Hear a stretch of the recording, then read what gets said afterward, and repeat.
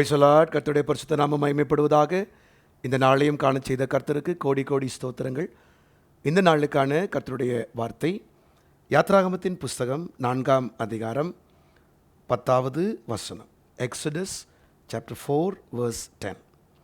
அப்பொழுது மோசே கர்த்தரை நோக்கி, ஆண்டவரே, இதற்கு முன்னாவது தேவரீர் உமது அடியேனோடே பேசினதற்கு பின்னாவது நான் வாக்கு வல்லவன் அல்ல, நான் திக்குவாயும் மந்த நாவும் உள்ளவன் என்றான். கர்த்தருடைய பரிசுத்த நாமம் மகிமைப்படுவதாக. அன்பான கர்த்தருடைய பிள்ளைகளே, இந்த நாளிலும் கர்த்தர் கொடுக்கிற வார்த்தை, உங்களை முழுவதுமாக அர்ப்பணிக்கும்போது தேவனுடைய செயல் வெளிப்படும். முழுமையான அர்ப்பணிப்பு தேவனுடைய செயலை உங்களுக்கு காண்பிக்கும். மோசேயை நாம் நன்கு அறிவோம். 40 வயது வரைக்கும் அரண்மனையிலே நன்றாக படித்தவன், ஞானம் பெற்றவன், வல்லவனானவன், வாக்கு பெற்றவன். இது எல்லாம் மோசையுடைய ப்ளஸ் பாயிண்ட். ஆனால் ஒரு கட்டம் வரும்போது கர்த்தர் மோசையை வனாந்திரத்திற்கு கொண்டு வருகிறார். மோசையினுடைய நினைப்பெல்லாம், என்னால் எனக்கு உண்டானவைகளால் எல்லாவற்றையும் செய்ய முடியும் என்று ஓடும்போது அவனை அதிலிருந்து மாற்றி, உன்னால் உனக்கு உண்டானவைகளால் ஒன்றும் செய்ய முடியாது என்று சொல்லி அவனுடைய எல்லா வல்லமையையும் இழக்கப்பட்டு இழந்து போகச் செய்து அவன் ஒன்றும் இல்லை என்கிற நிலவரத்திற்கு கர்த்தர் கொண்டு வருகிறார். பிரியமானவர்களே, இது ஆவிக்குரிய ஜீவியத்தில் ஒரு முக்கியமான பகுதி. நம்ம அர்ப்பணிக்கும் போது நம்மிடத்தில் உள்ள கல்வி, கேள்வி, ஞானம், உடைமை, பொருள் எல்லாவற்றையும் ஜீரோன்ற இடத்துக்கு கர்த்தர் பார்க்கிற அளவுக்கு நம்மை ஒப்பு கொடுக்கும்போது கர்த்தருடைய செயல் வெளிப்பட ஆரம்பிக்கும். எல்லா சூழ்நிலையும் நல்லா இருந்தப்ப தேவ செயல் வெளிப்படவே இல்லை. இப்போ ஒன்றுமே மோசேக்கு சொல்ல முடியல. அவன் சொல்கிறான், நீங்கள் என்னை சந்திக்கிறதுக்கு முன்னாவது பின்னாவது, அதாவது முன்னாவதுன்னா அப்பையும் நான் வல்லவன் அல்ல, பின்னாவதுன்னா எல்லாம் இப்போ இழந்து டோட்டலாக ஜீரோவில் நிற்கிறேன். இப்போ என்ன ஆண்டவரை செய்ய முடியும் என்னால்? நான் திக்குவாயி, நான் மந்தனாவு, என்னை வச்சு உங்களுக்கு பிரயோஜனமே கிடையாது அப்படின்னு மோசையோடைய மூளை சொல்லுது. ஆண்டவர் சொல்கிறாரு, எப்போ உன் மூளை நீ பிரயோஜனம் இல்லைன்னு சொல்லிடுச்சோ அப்போ தான் எனக்கு நீ தேவை, உன்னை வைத்து நான் செயல்படுவேன். அருமையானவர்களே, இந்த காலை வேளையில் உங்களால் ஒன்றும் முடியாதுன்னு உங்கள் மூளை சொல்லிடுச்சா? உங்கள் சுற்றி உள்ளவங்க சொல்லிட்டாங்களா? நீங்களே சொல்லிட்டீங்களா? அந்த நிலவரம் வந்து விட்டால் அதுதான் முழு அர்ப்பணிப்பு. அப்பொழுது தேவனுடைய செயல்பட ஆரம்பிக்கும். இப்போ சூழ்நிலையெல்லாம் மாறி இருக்கும். இப்போ மோசையை பாருங்கள், எகிப்துக்கு வர்றாரு, எல்லாம் டோட்டல் சேஞ்ச்.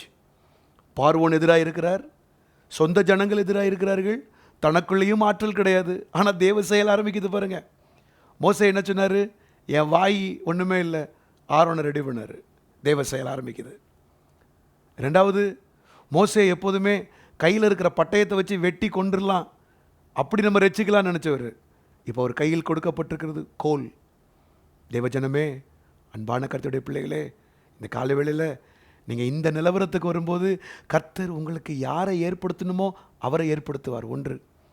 2, உங்கள் கையில் வார்த்தைன்ற கோலை கையில் கொடுத்து அது ஒவ்வொரு நாளும் ஒவ்வொரு செகண்டும் உங்களை நடத்த ஆரம்பித்து கொண்டே வரும்.